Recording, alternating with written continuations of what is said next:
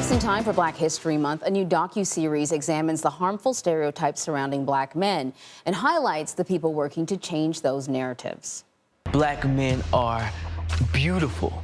Black men are magnificent. Black men are innovators. Black men are brilliant. Compassionate. Intelligent. Complex. We are all living through a very painful time, and we must be able to talk about that.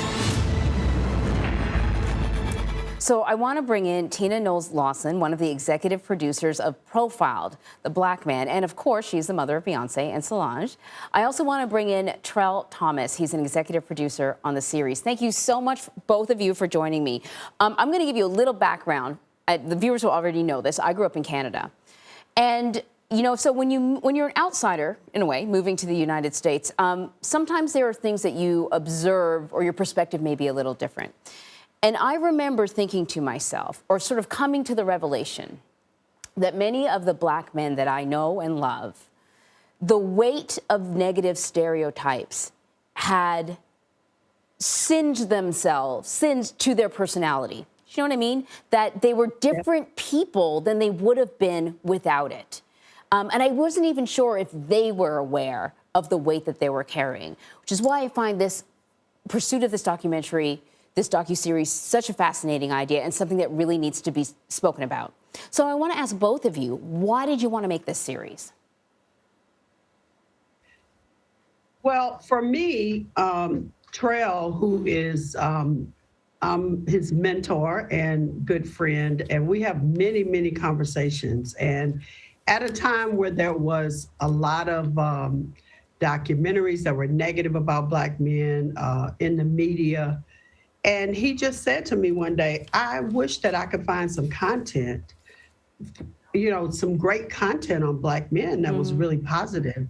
And I said, if you don't see it, create it. And so he did. He went back and thought about it and what he wanted to put out into the world. And we got together and brainstormed, and here we are. And I'm just very excited about it because just what you said, I feel like the negative stereotypes that are out there, I don't think we understand how damaging it is. But how many times has a Black man got in the elevator and someone held their purse tighter, or they locked their doors in the car, and just made them to feel like people were afraid of them? That's a horrible feeling. So this is really important to put out there. And Trell, you can give them your reason if I haven't. Yeah, I want to hear from you, Trell, because that kind of behavior, that changes a person, that changes a child who then becomes an adult, you know? It does, and it stems deep for me. First and foremost, this is content that doesn't exist. Oftentimes, as Black men, other people get to tell our stories, and oftentimes incorrectly, right? So this was an opportunity for us to tell our own stories and to tell the truth.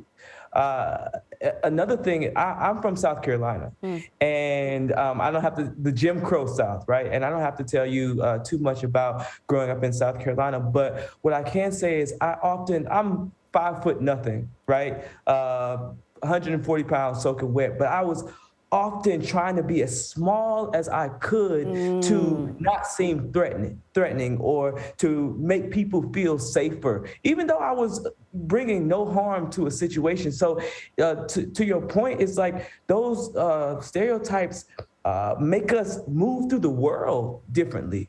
And I wanted to free people's mindsets. Yeah, that is spot on. One of the discussions that you sort of explore is the way the media portrays Black men. And I want to play a little clip from the first episode, and then we can talk about it. I can remember getting on a plane and an older white woman saying, oh, your son is a gangster rapper, right? How did you let him marry your daughter? And it was just shocking to me. And I said, no, actually, my son is a CEO. She didn't think of him as a CEO or even a talented celebrity that, you know, was a great businessman. And at that time, I remember thinking, you know, I can't be mad at her because that is what the media portrays. Tina, when I think of your son-in-law, I think of a mogul. I mean, even if I just limit him to the music, he's not just a gangster rapper, he's an icon in the music industry. I can't believe that he... At this time, he was the CEO of Def Jam. And, but just the way the media portrays sometimes, even rappers, this lady thought gangster rapper. I'm sure she thought she was being cool saying this, but to even say to me the other part, you know, I was like, I'm very proud and happy to have my son-in-law as my son-in-law. Yeah. Yeah. But here's a guy who's got a ton of exposure. We all know what Jay-Z does. We know about his his charity work. We know about his business. And still, he was sort of whittled down to this one small thing. How do you change that? Well, I think we're making an attempt in the show to show that that is not true. And it's very interesting because we as Black people know that these things are myths and that we want to debunk them. But, you know, the fact that it is on Discovery Plus, my prayer is that, you know, everyone will see this and understand what we already know, that our men are not dangerous, that our men are not absentee fathers, and just all the stereotypes. So we're really praying that this has a positive effect on people's, you know, their perception. Trell, I want to ask you about a study that you included. It showed that it showed people, a white man and a Black man, and they were the same size, and asked who was more dangerous. Tell us why you mentioned the study and what you want people to get out of it. It was important to mention that study because, I mean, we see it every day, right? We see it when you take Trayvon Martin, Mike Brown, for example. All the photos that they would put out were like, you know, demeaning photos, or they would dig up the most dirt that they could find. But if it's a white person that does something, they were just having a bad day, or maybe they need help mentally. And it's just, that is the way that the narrative is oftentimes shaped. So that study was put in there to say, okay, you have the same stature, two men of the same stature, the same build, the same height, the same weight, and you ask which person are you more afraid of and which person seems more dangerous, and every single time the Black man was chosen, even though nothing was different. And that just tells you that it's systematic. You know, it is being ingrained in people's minds, and we wanted to have people open their eyes and see that and challenge their thinking. Is that what you hope people will get out of this docu-series? You know, with that study, all kinds of people would have participated. Some of them who, you know, were sort of bold and proud of their opinions of Black people that may be negative. And then other people who would say, look, I'm not racist. I'm definitely not racist.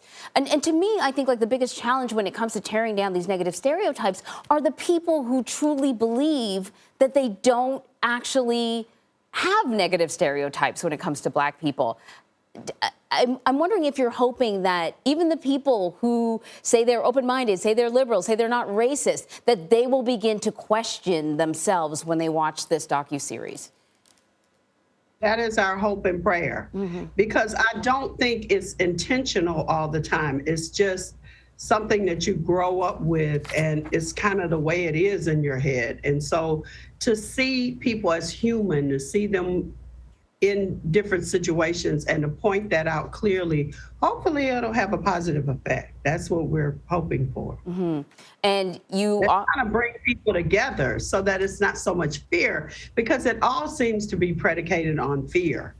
You know, I'm afraid. And if you see, even when our Black men are in handcuffs, people still say, oh, well, we were afraid, you know, or they're pinned down, they're afraid. And it's just that mentality that has to change. It definitely has to change. Tina Knowles-Lawson and Trell Thomas, thank you so much. This is a conversation that we all need to talk about more and more. And the Black men in my family, thank you. Well, thank you. Thank you for having us. So Profiled, the Black Man, premieres Saturday on Discovery Plus. And we'll have more stories like this all month long as we bring you original reporting and conversations focused on Black Americans making history right now.